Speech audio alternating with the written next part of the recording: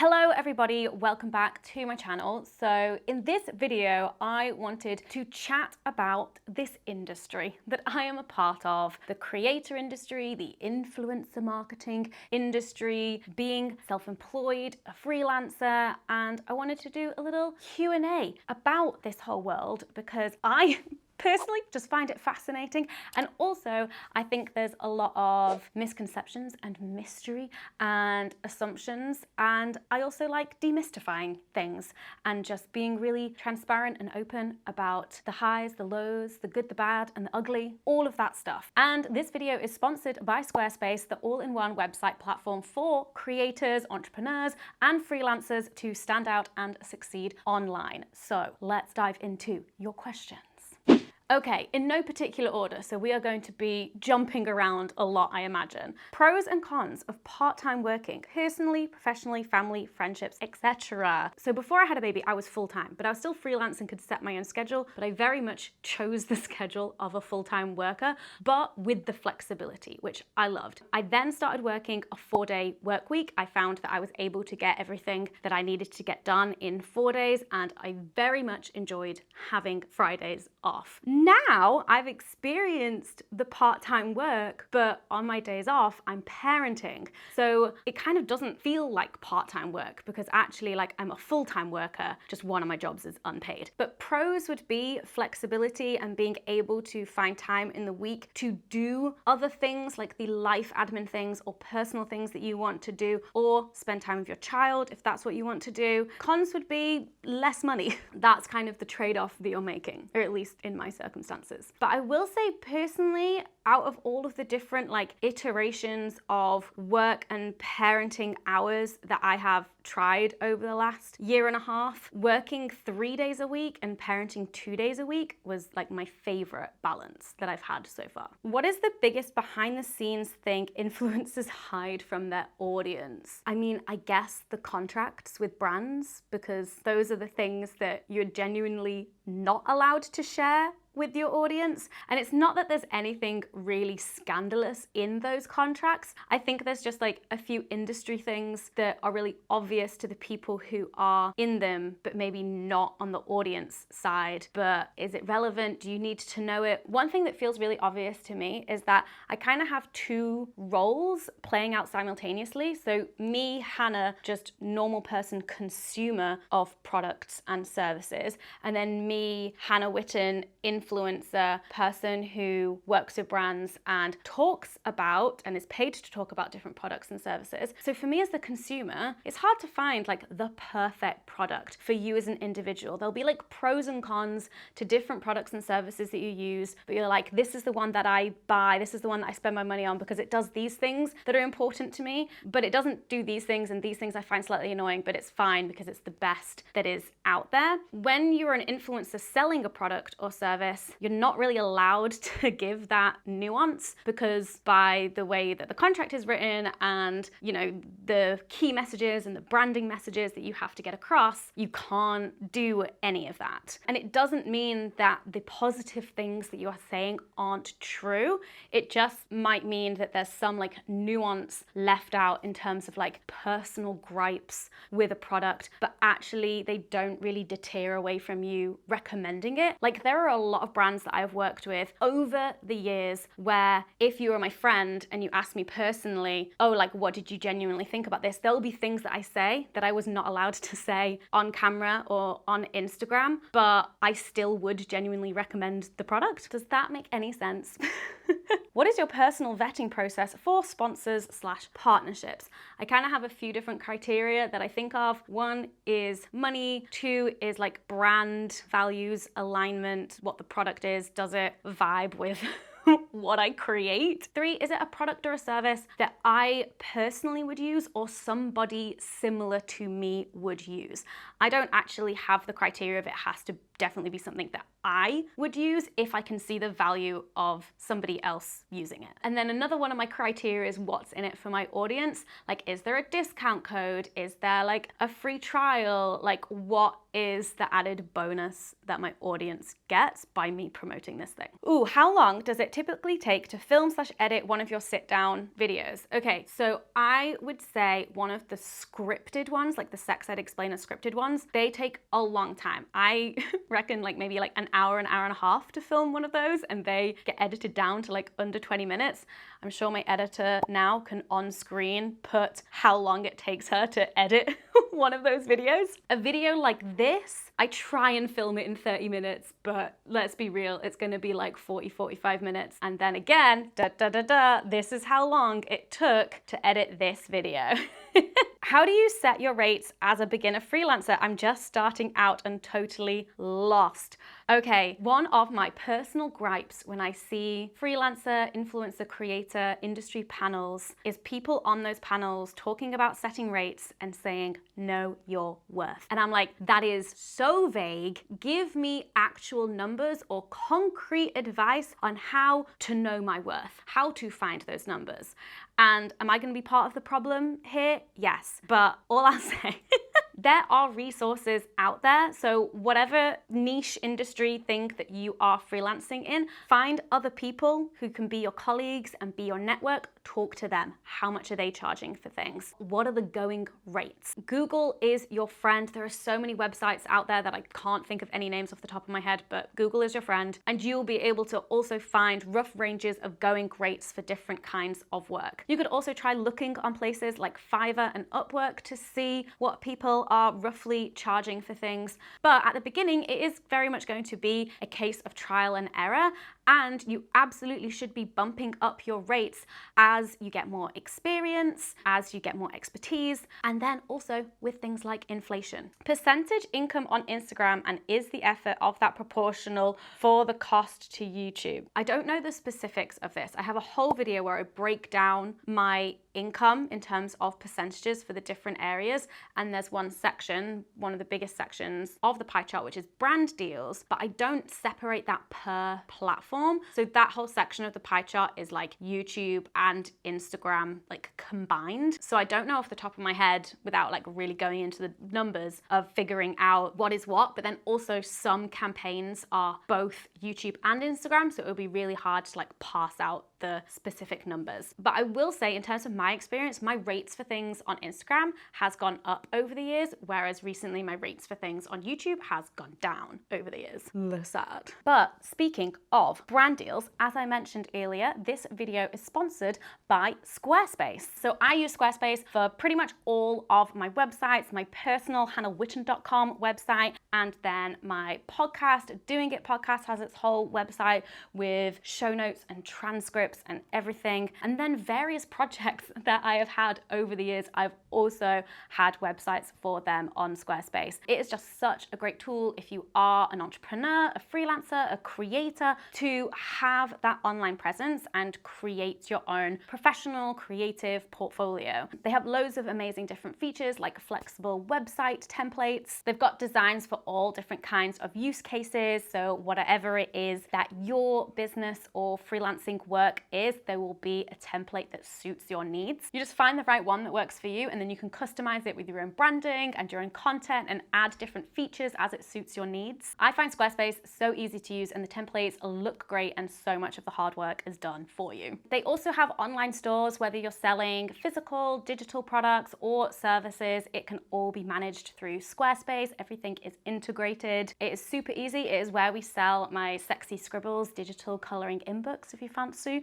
taking a look. And Squarespace has a custom merch option, which is really useful for creators who sell merch. Everything is taken care of: production, inventory, shipping, etc. You just have to provide the designs. I have done the whole merch thing myself from my home, and let me tell you, never again. Something like this would have saved me so much time and money. So head to squarespace.com for a free trial, and then when you are ready to launch your website to the world, go to squarespace.com/morehannah to get 10% off your first purchase of a website or domain. Okay, back to some of your questions. Is there any admin stuff you wish you did from the very beginning, like spreadsheets for expenses, etc.? Okay, well, I'm a complete nerd and teacher's pet and all of that, so I was doing this stuff from the beginning, but these are the things that I advise anyone starting out as like self-employed or freelance to absolutely do. Number one, register as self-employed. Even before you've earned anything, even if you think you are not going to turn a profit in your first year, register as self-employed. It is super easy to do on the Gov UK website. I'm just talking about the UK here because that is all I know. When you're registered as self-employed, you'll do a self-assessment tax return and you can be in the negative. You can have just broken even. But even if you are not earning enough to be in like a taxable income bracket, you should still be declaring that. And then the other thing to help out with that process is, yes, absolutely keep track of your expenses.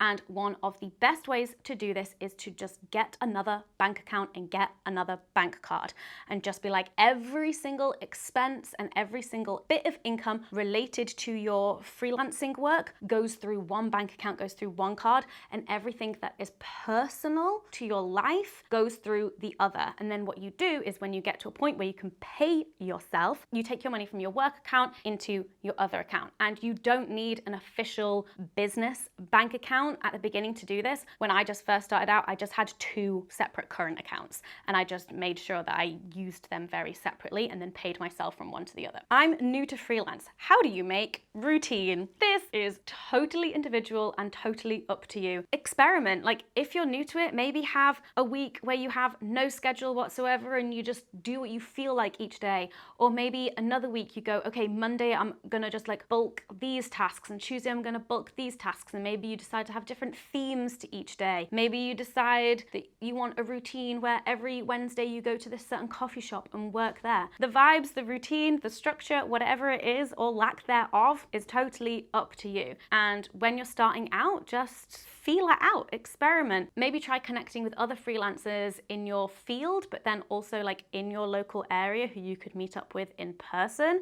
and have like co-working sessions and stuff. That can be a really nice routine to get into. Have fun with it. What do your work emails entail? Oh, how spicy. So I would say I've gotten really good at protecting my inbox for the most part. So most of the emails that really require my time and attention are ones that come from my management when it comes to brand deal negotiations. So they'll be doing most of the back and forth with the agency or with the brand, and then they'll send stuff over to me to look at and to give my thoughts on and stuff. So I would say brand stuff is most of the time that I spend in my emails, and then also receiving receipts and putting them in a Google Drive folder.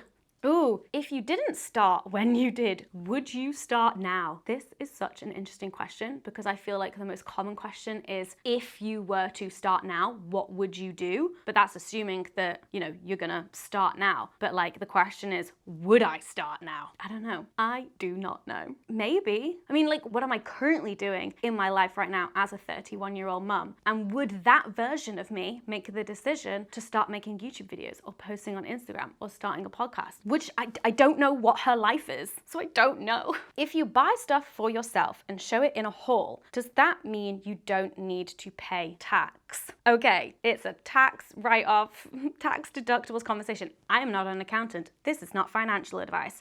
Okay, if I'm buying stuff for myself, I buy stuff for myself through my personal account. If I am buying something that is specifically for a video, that is specifically like, I need this thing in order to make this content, then that gets paid for on my business account and it becomes an expense. And essentially, as a limited company, I pay tax on profit. And so you have your revenue, your income, minus your expenses, and then what's left over is profit, and I pay tax on that. So, you know, in theory, the more expenses I have, potentially the less profit I have, and so then the less tax I pay. But if I buy something personally for myself, but I happen to show it in a video, then that was a personal expense. What makes up most of your work time, as presumed filming time is actually quite low? Great question. And actually, I will have better and more detailed answers for you in an upcoming video, because I did time tracking for 6 weeks. I tracked every minute of my working days of what I was working on. And so we are going to analyze that that data together in a future video, so look out for that. How much does it impact you when folks watch content the day it comes out versus weeks later? Most creators, most YouTubers are always aiming for as many people as possible to watch their video in the first 24 hours. That is usually what has the biggest impact. That is usually what lends a video to be like more likely to then get shared further and then be watched more. But hey, I get it. I don't watch most YouTube videos when they first come out. I'm currently making my way through my watch later playlist on YouTube, and I'm watching content from 4 months ago. So it is what it is. What are your top 5 things to do to prevent burnout? Okay, resting, taking evenings and weekends off work, unless I absolutely have to or it's an emergency. I do not work evenings and weekends, and I haven't done for years. Not tying my personal identity and self-worth to my job, constantly reflecting on what it is that I want out of work and making adjustments here and there if needed. I can't come up with 2 more, but you get the idea. Apart from YouTube, sex ed, etc., what other freelancing work do you want to do but haven't yet? I would be really keen to do like project management work and like working behind the scenes with other creators, influencers, digital creative online people. Obviously, I've got a lot of experience in that area and I love organization, and I would love to be able to help creators in that more like organizational admin, like project management side of things, because I feel like I really shine there. Are there any companies you want to do brand deals with but haven't yet, and why? KiwiCo. I would love to do a brand deal with KiwiCo. Reached out to them, nothing. That's why. Do you use ChatGPT? So not regularly, no, but I did for fun ask it to write a Hannah Witton video script, and we filmed that, and you'll possibly be seeing that soon. How are your business savings since having a baby? I know you use them for mat leave. Why, yes, I did. I used them for mat leave and paying my salary whilst working part-time, and yeah, they're gone. Bye-bye.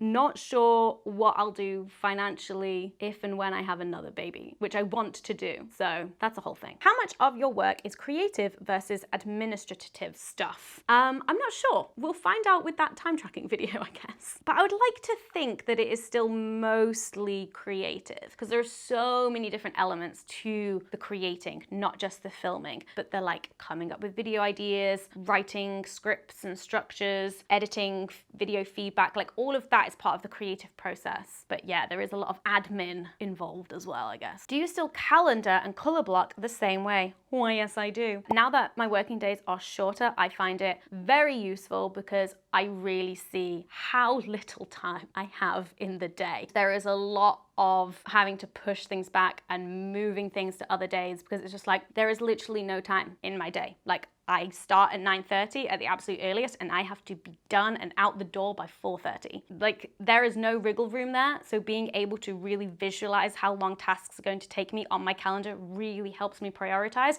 and really helps me figure out what I can and can't get done in a day. Do you still like doing social media? I have been poor at posting on Instagram lately, and it's not for a lack of liking social media, because I still use Instagram daily, like as a consumer, like looking at other people's things, looking at other people's stories, but it's just there's like this block at the moment for posting, and I think that the less that I post, the more pressure I put on myself for my next post to be important or substantial, when actually like I would love to get to a point where I'm posting so regularly that I do not care, that actually I'm just like chucking stuff out there and I'm like, this cool thing, like this happened today, and I kind of just like want it to be relaxed again, like it kind of was at the beginning of using social media. But everything just feels like there is so much pressure, and also I just do not have the time. Like I would need to schedule in like 30 minutes a day